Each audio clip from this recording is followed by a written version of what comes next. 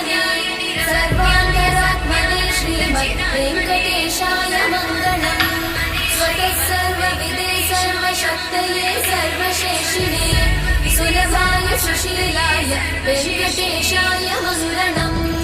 परस्मै ब्रह्मणे पूर्णकामाय परमात्मने प्रयुञ्जे परतत्त्वाय वेङ्कटेशाय मङ्गलम्। आकालतत्त्वमशान्तमात्मनामनुपश्यताम् अतृप्त्यमृतरूपाय वेङ्कटेशाय मङ्गलम्।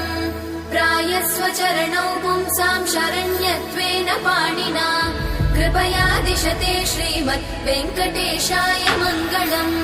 दयामृततरङ्गिण्यास्तरङ्गैरिव शीतलै अपाङ्गैः सिञ्चते विश्वं वेङ्कटेशाय मङ्गलम्।